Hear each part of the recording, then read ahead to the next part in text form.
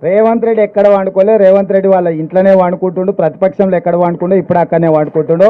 నేను ఫామ్ హౌజులలో కానీ సినిమా వాళ్ళ గెస్ట్ హౌజ్లలో అయితే అసలు వండుకుంటలేని కేసీఆర్ గారికి చెప్పురి. నాకు ఎలాంటి ఇల్లీగల్ వ్యవహారాలతో నాకు సంబంధం లేదు. ఫోన్ ట్యాపింగ్ అని చెప్పి లీకు వీరుడు రేవంత్ రెడ్డి గారు పాపం డైరెక్ట్గా ప్రెస్ కాన్ఫరెన్స్ పెట్టే దమ్ము లేదు, డైరెక్ట్గా ఆధారాలు ప్రజల ముందు పెట్టే దమ్ము లేదు. ఏముందో విషయం ఎవరికి తెలియదు. పోలీస్ రిమాండ్లో ఉన్న వాళ్ళకి కూడా ఫోన్లకు వెళ్ళి మీకు లీకులు వస్తాయి. ఈయన లీకు వీరుడు. మరి ఈ లీకు వీరుడు ఏదో కష్టపడి నా క్యారెక్టర్ అసాసినేషన్ చేయాలనే ప్రయత్నంలో చాలా బలంగా ఉన్నాడు. ఎవరో హీరోయిన్లను నేను బెదిరించిన అంటది ఆ మంత్రి. ఆమెకు నెత్తుందా లేదా నాకు తెలియదు. నాకు అంత కర్మ ఏంది, నాకు ఈ దిక్కుమాలిన పనులు చేయాల్సిన పరిస్థితి ఏంది, నాకు ఎలాంటి ఫోన్ ట్యాపింగ్ వ్యవహారంతో నాకు ఎలాంటి సంబంధము లేదు. ఈ అడ్డమైన మాటలు ఎవరైనా మాట్లాడితే, చెత్త మాటలు ఎవరైనా మాట్లాడితే వారు మంత్రి అయినా ముఖ్యమంత్రి అయినా తాట తీస్తాము, లీగల్గానే చూసుకుంటాం. తాట తీస్తామంటే మళ్ళీ మీరు ఇదే యూట్యూబ్లో తమ్మునీళ్ళు పెట్టి తాట తీస్తామన్నాడు ఈయనకు అహంకారం ఎక్కువ అని చూపెడకూరి. అదే వినండి, తొందరపడకండి. తప్పకుండా లీగల్గానే ఎదుర్కొంటాం, న్యాయపరంగానే ఎదుర్కొంటాం. మాకు ఎవరిని బెదిరించాల్సిన అవసరం కానీ ఎవరిని ట్యాపింగ్ చేయాల్సిన అవసరం కానీ లేదు. కానీ దయచేసి మీడియా మిత్రులు నేను కూడా కొడతా ఉన్నా. 2014లో మా ప్రభుత్వం వచ్చింది. మా ప్రభుత్వం రాకంటే ముందు కాంగ్రెస్ ప్రభుత్వం 10 ఏళ్ళు ఉంది. ఆనాడు కాంగ్రెస్ ప్రభుత్వంలో దయచేసి ఇది గుర్తుపెట్టుకోండి, రాయండి, మీరు కావాలంటే మీ ఆర్కైవ్స్లోంచి తీయండి. ఆనాడు కిరణ్ కుమార్ రెడ్డి గారు 2011లో ముఖ్యమంత్రిగా ఉన్నప్పుడు మేము ఆరోపణలు చేయాల. కాంగ్రెస్ ఎంపీలు ఆనాడు ఈరోజు కాంగ్రెస్ ప్రభుత్వంలో మంత్రులుగా ఉన్నవాళ్ళు, ఎమ్మెల్యేలుగా ఉన్నవాళ్ళు కోమటిరెడ్డి రాజగోపాల్ రెడ్డి, డాక్టర్ గడ్డం వివేక్, అదేవిధంగా పొన్నం ప్రభాకర్ గారు ఈరోజు మంత్రి. వీళ్ళు ముగ్గురు ఆనాడు ఆరోపణ చేసినారు. సుఖేందర్ రెడ్డి గారు కూడా ఉన్నారు అనుకుంటా. అప్పుడు మా ఫోన్లను ట్యాపింగ్ చేస్తున్నాడు కిరణ్ కుమార్ రెడ్డి, తెలంగాణ కాంగ్రెస్ ఎంపీల ఫోన్లను ట్యాపింగ్ చేస్తున్నాడు కిరణ్ కుమార్ రెడ్డి అని చెప్పి ఆనాడు కాంగ్రెస్ ఎంపీలు అప్పటి కాంగ్రెస్ ప్రభుత్వం మీద ఆరోపణ చేశారు. సరే, ఆ తర్వాత ముఖ్యమంత్రి గారు నేను చేయట్లేదు అన్నాడు, అది వేరే విషయం. నేను రేవంత్ రెడ్డి గారిని కూడా కోరుతా ఉన్నా, మీరు 2014 నుంచి ఎందుకు, అంతకుముందు మీ వాళ్ళే ఆరోపణ చేశారు కదా, 2004 నుంచి తీయండి. ఫోన్ ట్యాపింగ్ ఏమేమి జరిగింది, ఎక్కడెక్కడ జరిగింది, 2004 నుంచి ఏమేమి కుంభకోణాలు జరిగినాయి, లంబకోణాలు జరిగినాయి అన్నీ తీయండి. ఇంకొక మాట కూడా నేను మిత్రులారా మీకు గుర్తు చేస్తా ఉన్నా. అధికారులు మారలేదు, ప్రభుత్వం మారింది, పార్టీ మారింది. ఇదే శివధర్ రెడ్డి ఈరోజు ఇంటెలిజెన్స్ డీజీ అనుకుంటే ఇప్పుడు ఆయన, ఆనాడు ఇంటెలిజెన్స్ ఐజీగా ఉన్నారు కేసీఆర్ గారి గవర్నమెంట్లో. ఈరోజు టీఎస్పీఎస్సీ చైర్మన్గా ఉన్న మహేందర్ రెడ్డి గారు ఆనాడు రాజశేఖర్ రెడ్డి గారి గవర్నమెంట్లో ఇంటెలిజెన్స్ ఐజీ, ఆ తర్వాత మా ప్రభుత్వంలో డీజీ, హైదరాబాద్ సిపి. మరి ఈరోజు డీజీపీగా ఉన్న రవి గుప్తా గారు ఆనాడు హోమ్ సెక్రటరీ.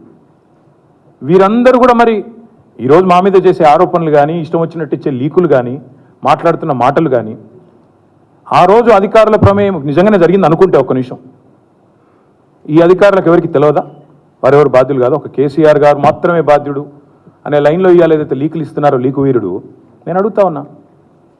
మరి మహేందర్ రెడ్డి గారు, శివధర్ రెడ్డి గారు, రవి గుప్తా గారు, ఇంకా చాలామంది ఉన్నారు, సజ్జనార్ గారు ఆనాడు ఎస్ఐబి చీఫ్, వీళ్ళందరూ ఉన్నారు. మరి అధికారులే మారలేదు కదా.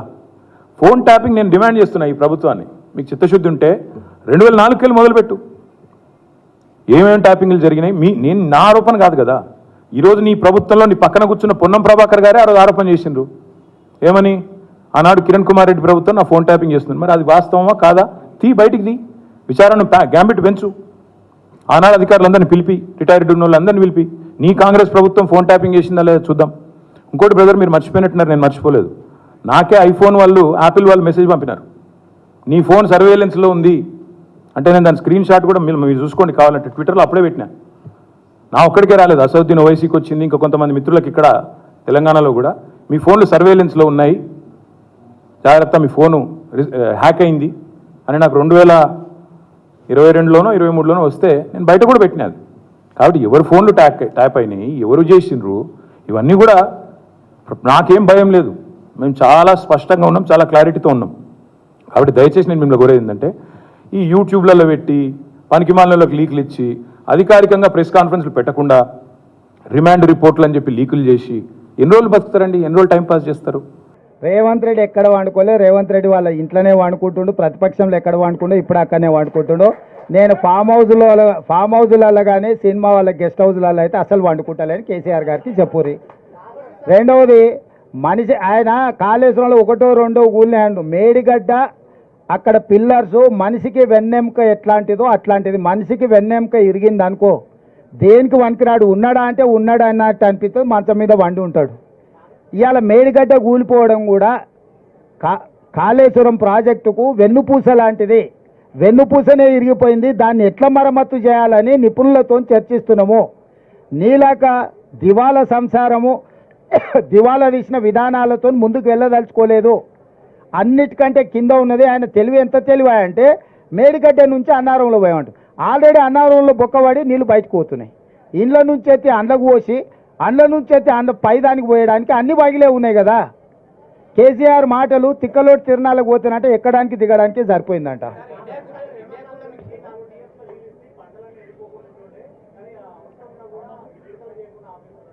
నేను అనేది అదే అంటున్నా, బుర్ర లేకుండా వితండవాదం చేస్తున్నాడు. హైదరాబాద్ నగరానికి తాగడానికి నీళ్లు లేవు, మీరు బోర్లు ట్యాంకర్లు అంటుండు. అసలు బుర్ర ఉందా కేసీఆర్కు? మిషన్ భగీరథ ద్వారా కృష్ణానది జలాలను ఇవ్వాల్సిన దానికంటే ఎక్కువ ఇస్తున్నాం. భూమిలో ఉన్న నీటి టేబుల్స్ పడిపోవడం వల్ల బోర్లు ఎండిపోయినాయి. అంతకుముందు నువ్వు కూడా మధ్యతరగతి మనం నల్లా నుంచి వచ్చే నీళ్లు వంటలకు కానీ మన ఇంట్లో తాగడానికి వాడుకునేది. మన ఇంటి అవసరాలు, అంట్లు తోముకోవడానికి, స్నానానికి, ఇతర అవసరాలకు మన ఇంట్లో ఉండే బోర్ నీళ్లు వాడుకునేది. ఇప్పుడు బోర్ ఎండిపోయింది కాబట్టి ఈ నీళ్లతో పాటు అదనంగా బోరుతో వాడుకునే నీళ్లను ట్యాంకర్లలో కొనుక్కుంటున్నాము. ఇవాళ మేము దాదాపుగా 1000 ట్యాంకర్లతోని ట్యాంకర్ బుక్ చేసిన 12 గంటల లోపలనే ప్రతి వాళ్ళకి నీళ్ళు అందిస్తున్నాము. అభినందించాల్సింది పోయింది, ట్యాంకర్లు వచ్చినాయి అంటున్నాడు. గ్రౌండ్ వాటర్ ఎప్పుడు వాడిపోయింది? వర్షాకాలంలో వర్షాలు రాకపోవడం వల్ల ఇప్పుడు గ్రౌండ్ వాటర్ వాడిపోయింది. నాగార్జున సాగర్లా, శ్రీశైలంలో అన్నిట్లల్లా డెడ్ స్టోరేజ్కి వెళ్ళిపోయినాయి. ఆ డెడ్ స్టోరేజ్ నుంచి మనము ఈరోజు నగరానికి తాగునీటి సమస్య తీవ్రతను దృష్టిలో పెట్టుకొని కొన్ని దగ్గరలలో కొంత కష్టమైన, రైతులకు కొంత నష్టమైన తాగునీరే మొదటి ప్రాధాన్యత. ప్రపంచ నీటి విధానము నీళ్లుంటే మొదట తాగడానికి, తాగు, సాగు, విద్యుత్తు, పరిశ్రమలు 4 ప్రాధాన్యతలు.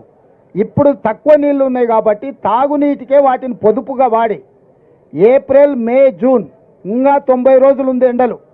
90 రోజుల కోసము పొదుపుగా చుక్క చుక్క బొట్టు బొట్టు లెక్క కట్టి ప్రతి పేదవాడికి తాగునీటి సమస్య రాకుండా ఉండడానికి, అదేవిధంగా బోర్లు పడిపోయినాయి, ఎండిపోయినాయి కాబట్టి ట్యాంకర్ల ద్వారా ఇంటి అవసరాలకు కూడా నీళ్ళు అందించి చిన్న చిన్న చెరువుల మీద ఉన్న తాగునీటి వనరులను కూడా ఇప్పుడు పూర్తిగా రిపేర్లు చేసుకొని తాగనికే నీళ్ళు అందిస్తున్నాము.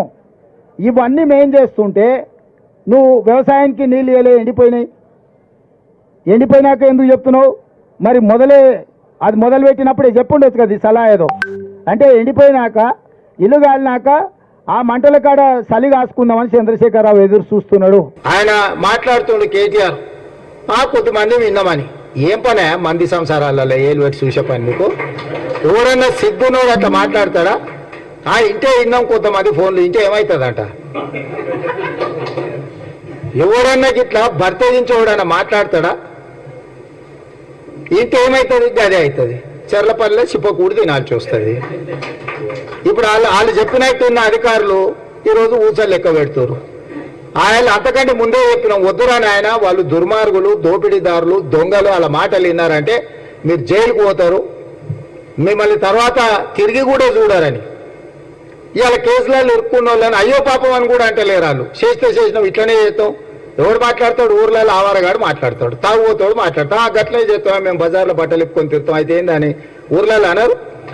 ఎవడంటాడు? తాగుపోతాడు, తిరిగిపోతాడు అంటాడు. గట్ల మేము ఇట్లనే ఉంటాం. ఊర్లో ఎవరైనా పెద్ద మంచి పిలిచారా, ఇది మంచిది కాదురా నాయన, పద్ధతి మార్చుకో అంటే మేము ఇట్లనే ఉంటామా? ఏం నువ్వేంది నాకు చెప్పేది? సేమ్ కేటీఆర్ కూడా బర్తగించిన అచ్చో సాంబోతులాగా మాట్లాడుతుండు. దాని ఫలితం దానికి ఉంటుంది. కాకపోతే దాని ఒక క్రమ పద్ధతిలో విచారణ చేసి చట్టపరంగా చర్యలు తీసుకోవాలి కాబట్టి విచారణ జరుగుతుంది. అంతకుముందు ఎవరైనా ఫోన్లలో మాట్లాడుకోవాలన్నా భయపడేది, ఎవరైనా కలిస్తే ఎవరు రికార్డు చేస్తుండ అనే భయం ఉండే.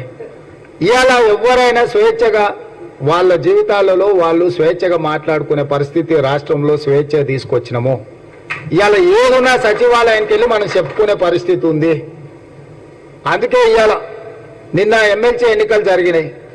ఓటు విలువ నాకు తెలుసు కాబట్టి ఢిల్లీ నుంచి వచ్చి సుప్రీంకోర్టు చీఫ్ జస్టిస్ని కలిసి అక్కడ నుంచి సరాసరి కొడంగల్ పోయి కొడంగల్ ఓటేసి మళ్ళీ అక్కడ మా వాళ్ళు అందరినీ కలిసి ఓ రోజంతా కూర్చొని వాళ్ళతో మాట్లాడి మంచి చెడ్డ యోగక్షేమాలు కనుక్కొని వచ్చిన. ఓటు ఎంత విలువైందని అంటే మనల్ని ఏలే వాళ్ళని ఎన్నుకునేది మనమే. మనం ఇట్లాంటి లఫంగా వాళ్ళని ఎన్నుకున్నామంటే తర్వాత మనం ఎంత చెప్పినా ఓడినాడు. అందుకే ఎమ్మెల్సీ ఎన్నికలలో కూడా మంచి మెజారిటీతో మనము మహబూబ్నగర్లో ఎమ్మెల్సీ మీరు అందరూ మన మీద ఉన్న నమ్మకంతో మన ఎంపీటీసీలు కౌన్సిలర్లు కార్పొరేటర్లు మన ప్రభుత్వం వచ్చింది, మనవాడి రాష్ట్రానికి ముఖ్యమంత్రి ఉన్నాడు, మన రాష్ట్రాన్ని మనం అభివృద్ధి చేసుకోవాలి, జిల్లాలో పెండింగ్ ప్రాజెక్టులు అన్నీ పూర్తి చేసుకోవాలని మంచి సపోర్ట్ ఇచ్చారు. ఇలా 200 ఓట్లతో మహబూబ్నగర్ ఎమ్మెల్సీ మనం గెలవబోతున్నాం.